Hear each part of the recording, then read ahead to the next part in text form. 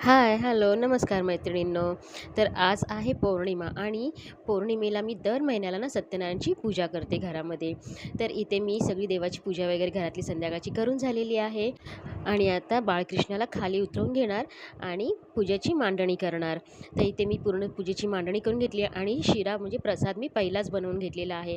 त्याच्यानंतर शेवटी पूजा वगैरे झाल्याच्यानंतर मी अन्नाचा प्रसाद दाखवणार आहे. तर इथे बघा सगळी मांडणी मी करून झालेली आहे. फूल वगैरे सगळं एकत्र सगळं मी ते करून ठेवलेलं आहे आणि इथे पूजा मी बोलत आहे आणि पूजा झाल्याच्यानंतर आरती झाली आणि आरती झाल्याच्यानंतर मग अन्नप्रसादाचा नैवेद्य दाखवणार आहे. तर इथे माझी पूर्ण पूजा वगैरे पूर्ण झालेली आहे आणि इथे मी जेवणाला लागलेली आहे. एकदम सिंपल दर महिन्याची पूजा असते. खूप मोठं काही घाट घालायचं नसतं. फक्त 1च तास पूजेला लागतो.